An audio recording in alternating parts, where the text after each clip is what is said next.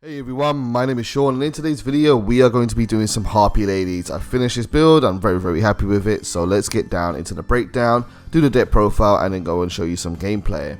We have 18 starters for this deck. We have 3 copies of Harpie Channeler. This card allows you to summon a Harpie monster from your deck. We have 3 copies of Harpie Perfumer. This allows you to add a Harpie spell or trap card from your deck. And Harpie Queen at 3 allows you to search out your field spell, Harpie Hunting Ground. We have 3 copies of Hysteric Sign, which allows you when activated to add Elegant Egotist to hand. And then we have 3 copies of Instant Fusion and 3 Pot Desires.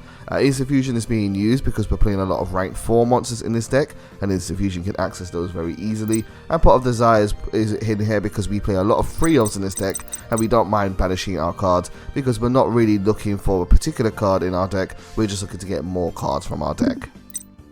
For extenders, we have 16 cards. We have 2 copies of Harpie Harpist. This card, when it is in the graveyard during the end phase of your turn, will add a Wing Beast monster that is level 4 with 1500 attack or less. You often use it in the end phase to go and search out Harpie Channeler, so that in your next turn you can keep on starting your plays again and again. We have 1 copy of Harpie Oracle, who is the sister to Harpie Perfumer. While Harpie Perfumer searches you a Harpie spell or trap card from your deck, Harpie Oracle will get it back for you from your graveyard. Elegant Egotist is in here at 3, the staple Harpie card, summons a Harpie monster from your deck while you have another Harpie on the field. And then we have Hysteric Sign here again as an extender because it has a graveyard based effect, and that is when this card is in your graveyard, if it has been sent from your hand or field during this turn, then you in the end phase of the turn you could add 3 different Harpie cards from your deck. It is a really amazing card and a great way to replenish your hand. Just be aware that you can only use one of this card's effects per turn, but that isn't too bad nonetheless. Instant Fusion is here again. It works as a starter and extender because it summons monsters to your field, just like Monster Reborn does from your graveyard. And then we have 3 copies of Hysteric Party, which if you guys know what it does, feel free to take note of it, but I want to talk about this in another category because it serves as a different kind of card as well. For removal options, we are relying mostly on our extra deck to do our removal. We have a lot of good options, which are very varied and diverse. For our main deck, we have Harpie Hunting Ground, which is going to be our main way of dealing with our opponent's spell and trap cards, because while this card is on the field, anytime a Harpie monster is summoned, you can destroy a spell or trap card on the field. I want you to note that this is a mandatory effect, and it doesn't only affect your opponent, it can affect you too. So if you have this card on the field, and you summon a Harpie and your opponent has nothing to destroy, then you will have to destroy one of your cards. But that's okay, you can either choose to destroy itself, so you don't hurt the rest of your back row, or you can destroy Hysteric Sign and send that to the graveyard to trigger its effect.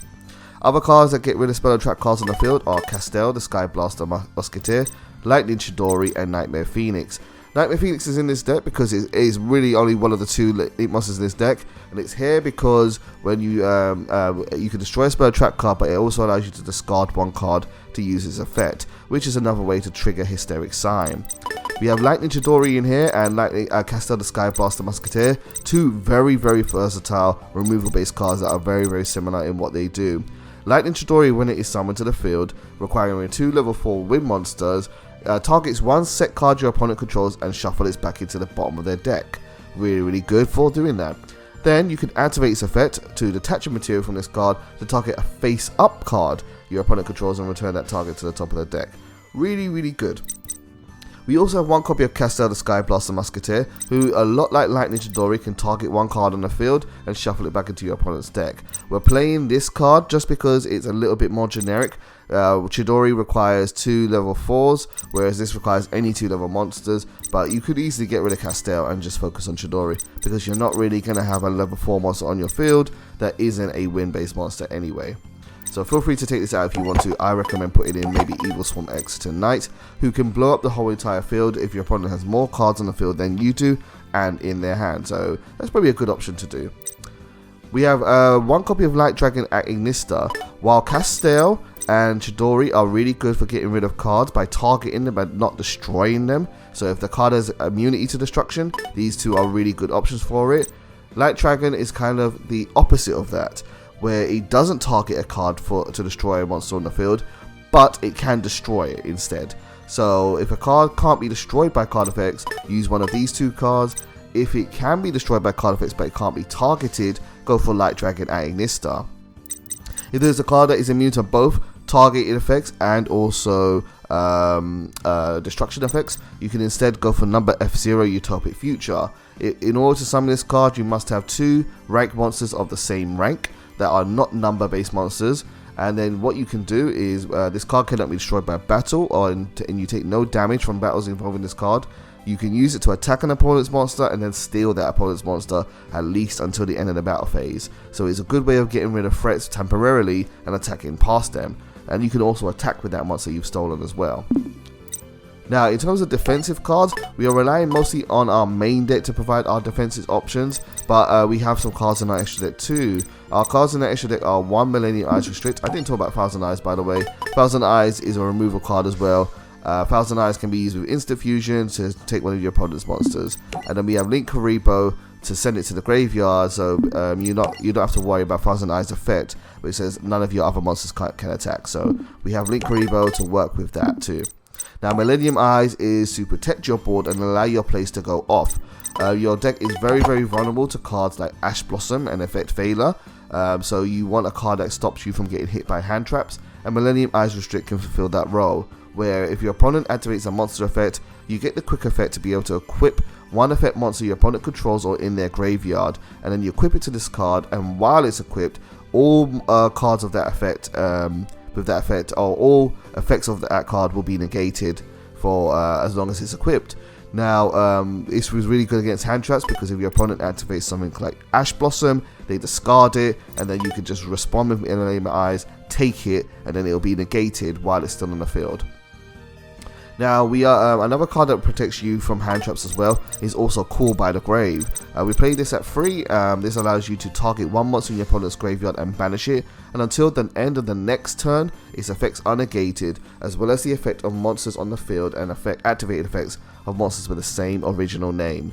So it's another really good way of protecting your plays from hand traps, and with all the extenders that we have in this deck, a lot of summoning from the deck kind of cards, you can be sometimes very vulnerable to cards like Ash Blossom with this deck, which we are also playing 2 of in this deck. Ash Blossom is really solid, very versatile card, and I built the rest of the cards for this defensive package to be good going first and second. When I originally did my 40 card build of Harpies, I realized that this card deck is really good at going second because we have lots of good removal cards, but not necessarily so good when it goes first. It doesn't really do much. So we are trying to have cards that are good going first and second, and Ash Blossom is definitely one of them. Can be used almost every turn of a duel because everybody likes to search from their deck.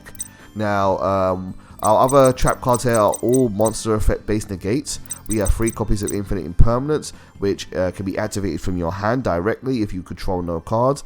If it is on the field, you could target one face-up monster your opponent controls, negates its effect, and if it was originally set, you can also negate a spell and trap card in that column for the rest of the turn.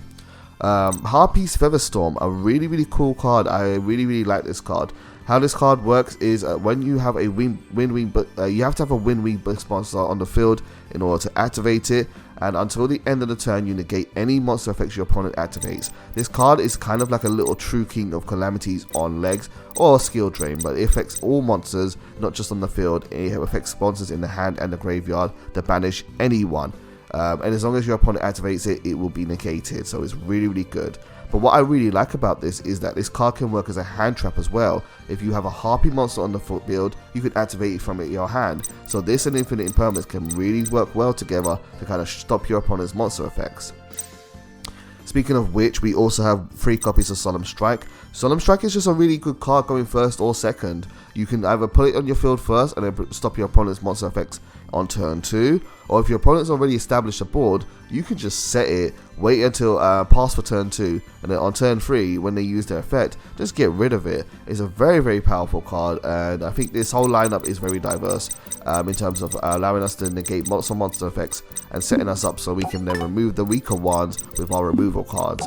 Of course, you can change any of these. I recommend feeling free to flex with any of these. If you want more hand traps, go ahead. If you want more defensive cards or back row cards, feel free to. I will keep Harpie Featherstorm though because it is searchable by Hysteric Party. Now, cards in our extra deck that are also good for going first are Abyss Dweller, which negates all cards in the graveyard. Number 106, Giant Hand. This card is really cool. It's kind of old now, but it's really good. During either player's turn, if the monster effect is activated, on your opponent's field, you can attach two materials from this card to target one effect monster your opponent controls, and while this card is on the field, that monster's effect will be negated. So it's a good little way of disrupting your opponent during their turn. And then last but not least, we have good old Baguska, who is skill drain on legs.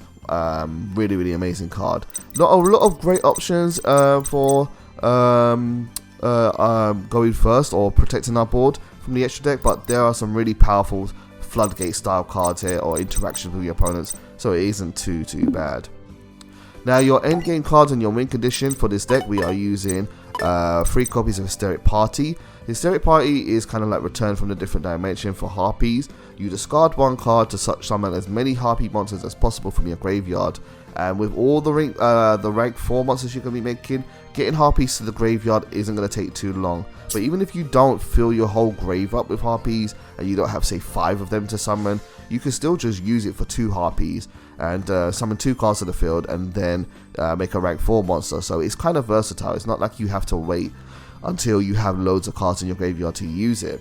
But it is a really good endgame card. It is really good to kind of replenish your resources and just swarm the field with a lot of monsters. Now, the only thing that Harpies really have always struggled with is monsters with high attack, and to kind of solve that problem, we are relying on the Utopia Double and Lightning package. If you don't know how this works, allow me to explain it to you. So we have number 39 Utopia, the key card of the main character Yuma from Zeal. I think that's right. Yeah, sure, must be. And then, but you have 2 options which you can do with this card. Now, if you can either first go and summon Utopia Double, and then you can activate its effect to search out Double or Nothing, and then it will automatically by its effect summon Utopia. When Utopia hits the field, it will have double the attack, so it will be 5,000. And then what you will do is you will attack with Utopia and activate its effect to negate an attack. Once you've negated your own attack, you will fulfill the condition to activate Double or Nothing, which will allow you to give him an extra attack that turn, and it will double his attack again during the damage step. So he will be 10,000 attack. So this is a really good way of attacking over a lot of monsters. And if an opponent's monster has anything that is less than 2,000 attack, and you attack it with this card, you will win the game because you will do more than 8,000 damage. Just be aware that while you do all of this, your card cannot attack directly for the rest of the turn. It has to attack at a monster. Now, if you don't want to go for the Utopia play, another way to get rid of really big monsters is using Utopia The Lightning. And to do this, it's a little bit simpler. All you have to do is summon at number 39, and then one number 39 is on the field, you overlay it with your Lightning, and then Lightning's effect is you can detach 2 cards from this card. Its attack becomes 5,000 during damage calculation early, and your opponent cannot activate card or effects until the end of the damage step. So really solid card. Both really good ways for getting over big monsters, which try to rouse out our deck. Now, we do have some engine requirements. You have to pay Harpie Lady in this deck. Elegant Egotist can only summon cards that are originally called Harpie Lady, that say this card's name is always treated as Harpie Lady. I just go for Harpie Lady 1 because they give you an attack boost to all your cards. There really isn't any best one here. You could go for Cyber Harpie Lady if you want a more consistent 1800 attack. Sure, if you want to. I don't recommend using the original one, or number 2, or number 3, but I guess... I mean, you could use number 3 if you want the effect where it stops your opponent from carrying attacks. But honestly, they're just as your fodder. You're just only playing them to extend your plays, really. So choose whichever you feel is best appropriate to your version of this deck. So we're going to go over the whole deck build now, and you may be wondering or asking yourself, Sean, you have 49 cards in this deck. That's a lot of cards. And why are you playing that many? Well, I'm going to explain to you why we're playing that many. It just comes down to understanding mathematics and ratio and probability in Yu-Gi-Oh! I'm not going to go into it too much detail, but if you would like a further explanation on why on good ratio numbers for deck building in this game, feel free to let me know, and I'll be glad to make a video dedicated to that. But for just a brief moment to explain for this video, because we have this many starters in our deck, if you're playing a 40 card deck, the optimal number of starters to have is at least 14.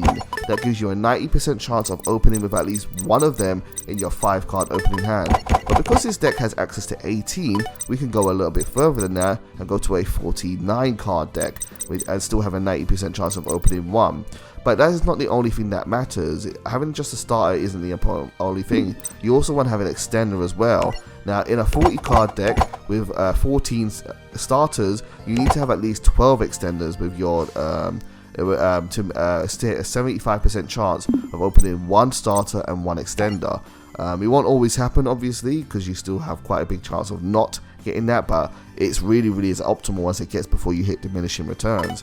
Now, for a 49 card deck, you need to have at least 15 extenders, and this deck easily hits 15 extenders. Could probably even play even more extenders if I wanted to. We have 16 in the deck, so we hit that 75% chance very nicely with this ratio. Now, I didn't have to go to playing 49 cards, but one thing that I noticed, and I've already kind of mentioned this before, one thing that I noticed with the weakness of this deck is that in the 40 card deck, we didn't have a lot of room for options for defensive plays to protect our board. So by adding more cards but still keeping a consistent percentage based ratio for our starters and extenders, we can add more defensive options on our main deck so that we can protect our board from being interrupted by our opponent's card effects. So this is why I'm playing 49. It works really well, but feel free to change it if you're not comfortable with playing this many cards. Speaking of which, here are the cards. For monsters, we have double Ash, triple Channeler, double Harpist, 3 Harpie Lady 1, or whatever Harpie Lady you want, 1 Oracle, 3 Perfumer, 3 Queen. For spells, we have 3 Call by the Grave, 1 Double or Nothing, 3 Elegant Egotist, 3 Harpies Underground, 3 Hysteric Sign, 3 Instant Fusion, 1 Monster Reborn, 3 Desires. For traps, we have 3 Feather Storm, 3 Party, 3 Impermanence, and 3 Solemn Strike. For extra deck cards, we have 1 Maveless, 1 MER, 1 TER, 1 Dweller, Castell or Exiton, up to you, 1 Light Dragon Agnista, 1 Lightning Chidori, 1 Giant Hand, 1 Utopia 39, 1 Utopia Double, Baguska, Utopic Future, Utopia The Lightning, Phoenix, and Link Reaper. So guys, that brings us to the deck profile part of this video finished. I'm now going to go into some gameplay and show you what this deck can do in action. In our first of 2 clips here today, we are going to be playing and going first with our Harpie Lady deck. So I've opened up with a hand of 1 Harpie Harpist, 1 Instant Fusion, 1 Solemn Strike, 1 Harpie Lady 1, and 1 Called by the Grave. Now we've only got 1 starter, so we're going to play Instant Fusion, and we're going to go and summon out Maveless, the level 4 Wing Beast Fusion monster, and this is a good example of how Instant Fusion can just get your plays going. I'm now going to normal summon out Harpie Harpist and use it as a material to go into an XE summon. Like I said before, when you go first with this deck, it isn't really what this deck wants to do, but we do have a few options which allow us to go first and help us to set up a board. Although they're not the most crazy style boards in the game, they can help you win some games. So we're going to go and summon out number 41, Baguska the Tide Tapir, one of my favourite XE monsters in this game. I absolutely love the guy. He is just so good at stopping your opponent from doing too much. And if they don't have some kind of spell or trap monster removal, then yeah, Baguska's going to chill and he's going to fall asleep and nobody is going to be able to play the game. So we set 2 cards and then pass over to Vizzy Sergeant.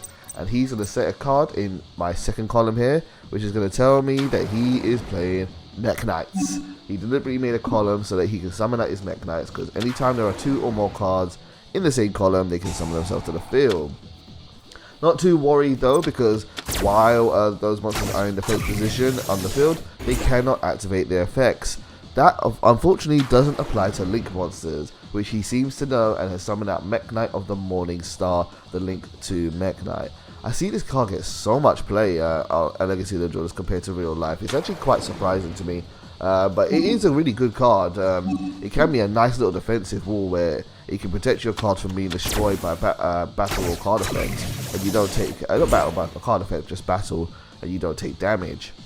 He then goes and summons out Crusadia Equimax, a link-free monster that says that it gains the attack of all the monsters that it points to. This card could do a lot of damage in a very short amount of time, so we're going to negate the summon with Solemn Strike. I think Solemn Strike is really underrated in this game. I think it's actually really good for a format like Legacy of the Duelist. Normally in the TCG, a lot of people like to play hand traps because hand traps can simplify the game state quite quickly. But hand traps are really better if you want to go second, not really so much if you go first. because cards like Effect Fader can't be used during your turn, and you're kind of waiting for your opponent to do stuff for you to react to, and in your first turn you're not doing that. You're the one that's being reacted to, you're not reacting to your opponent really. You're trying to play through your opponent's interruption. And having cards like Solid Strike can give you the option to either go first, set up your board, and then have a negate like I just did there, or you can even go second, and if they've got a threat on the board, just set it, wait patiently, and go on the third turn when they use the effect, just get rid of it. So into this turn here, he's activated a trap card, and he is going to try and stop my play by using Ash Blossom, but we have Call by the Grave nice and ready, and Harpies is fortunately going to be able to resolve, where in the end phase it's going to allow us to add a Harpie monster with 1500 or less attack, and we're going to go get our key starter, Harpie Channeler. Now, Call by the Grave is a really good card. It's a really good anti-hand trap card, and you're going to want something like this in a deck like this because you're doing so much drawing and so much searching from your deck. But just be aware that Call by the Grave lasts for 2 turns, so I can't use Ash Blossom right now during this turn because it will be negated by my own card effect. So do keep in mind, it's a really good little spell card, but it has that little effect there, so do pay attention to that effect. Bagutka is going to get rid of its last material here, and we are now going to turn him to attack and do a little bit of damage. So we normal summon out Harpie Channeler, and Harpie Channeler is going to use her effect. We can discard 1 card from our hand, so we'll get rid of Harpie Lady 1 to summon a different one from our deck. And the best card to almost always go for is Harpie Perfumer.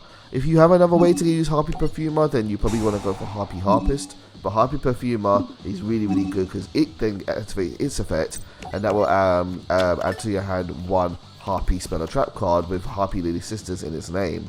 Unfortunately, while this effect is really good, I really wish Harpies had some more good spells, because right now the only card that Harpie Perfumer is really good at searching, in my opinion, is Elegant Egotist, and other than that, they really kind of leave a lot to be desired. It's good in a way because you have almost 6 different ways to search an Elegant Egotist using a Hysteric Sign and then also Harpie Perfumer, so you can get it to it really fast. But if you don't want to go for Elegant Egotist, there really isn't a lot of good cards that you want to play. I'm not playing a Harpie Feather Rest in this build because I'm trying to use Hysteric Party as my endgame card, my win condition. And if you're not using a card like that or Alluring Mirror Spirit, there really isn't a lot of good options for you to search out. With our monsters in attack, we're going to attack our opponent. Unfortunately, this isn't enough damage to do game. I'm just thinking about now if I could have won this game. Actually, I should have just won this game if I used my Harpie defense position Harpie Perfumer. Yeah, with a Link monster, I could have just summoned like Lightinista, and I would have done enough damage to win the game here. But we're leaving our opponent on 100 damage, and you know what? Don't underestimate that. 100 damage could be enough to take back any game. I know I definitely have done it. If you've got 1 little life point left, and you've seen this probably in the anime before, you've got 1 life point left, you've still got a chance to win the game. So never give up on that situation. But to wrap up our turn here, we're going to now build a more stronger defensive board, particularly because Bagutka has now finished its effect. Once it has used all its materials, the next time we get to the standby phase, it will destroy itself, and so it's not going to protect us anymore. So we've summoned out Abyss Dweller, and I think that's 106, Giant Hand.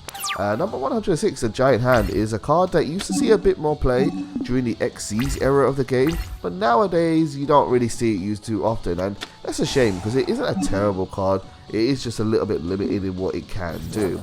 But we're going to see what it can do in a little bit. My opponent activates Crusadia Revival. That is a really good field spell card that will allow them to use one of their monsters and attack all monsters I control. It's kind of what works for Crusadia Echomax to OTK. Crusadia Echomax gets a really high attack, and then you put the field spell on the field so that it can attack all your opponent's monsters and ideally kind of get rid of them. My opponent goes and summons out Mech Knight Blue Sky, and now we're going to use Giant Hand's effect in order to show off what that can do. So during either player's turn, when a monster effect is activated on the field, you can just negate it by detaching 2 materials from this card, and as long as Giant Hand's on the field, that card will remain negated. So it's really good. I really like the effect. It doesn't stop things like hand traps, which would be really ideal, but it's got 2000 defense and it can, whenever it wants to, just negate a monster effect. So I think it's pretty good here. With Dweller on the field, Giant Hand on the field, and Baguska there chilling, I think my opponent kind of sees the writing on the wall here. 100 life points isn't going to save him, and so we are going to go off into our final clip for today. I'm just going to show you the end of this match here that I had. I just want to kind of end this video by showing to you how the Utopia double combo works, in case you've never seen it before. So anytime in the game, when you feel like you are ready to win the game, and your opponent can't stop you from any kind of nasty effects, and you think, you know, I just want to do a lot of damage, you can go for the Utopia double play. To use the Utopia double play, this only requires you to have 2 level 4 monsters on the board, because you just then make number 39 Utopia double. Now Utopia double's combo works like this. Your opponent has to have a monster on the field, because you can't attack directly for this to work. But once you summon Utopia double, you use its quick effect, which will attach 1 material from the card and add from your deck to your hand the card Double or Nothing. A really cool little card, which will come into effect later on. Now, still part of the effect is to go and then summon out number 39 Utopia, or it can be the other one, Utopia The Lightning, if you want it to be that way. But it has to be number 39 Utopia for us to get the maximum amount of damage for this to work. So out comes Yuma's key monster, and Utopia number 39 Utopia is now on the field. Now, thanks to Utopia Double's effect, number 39 Utopia is going to come up with 5,000 attack. But that's not where this ends. It can go even more than that. So when you would then attack with number 39, you can then use the effect of number 39 to stop its own attack. So we're going to get rid of our Harpie Lady and negate our own attack. This will then fulfill the activation requirement for Double or Nothing, in that when a monster's effect has been negated, attack has been negated, you can then activate Double or Nothing to give it double damage during damage calculation of that turn. So that 5,000 attack is now going to go off, and we're going to attack our opponent's monster, and that is now going to do 10,000 damage. It is a really cool win condition, and anytime you're in a situation where your opponent's monster has less than 2,000 attack, you're going to do more than 8,000 damage and go for game. Guys, thank you very much for watching this video. I hope you enjoyed this longer length video of a deck profile and gameplay. Let me know what you think of this new format, and hopefully you'll join me for the next video. I'll see you soon. Take care.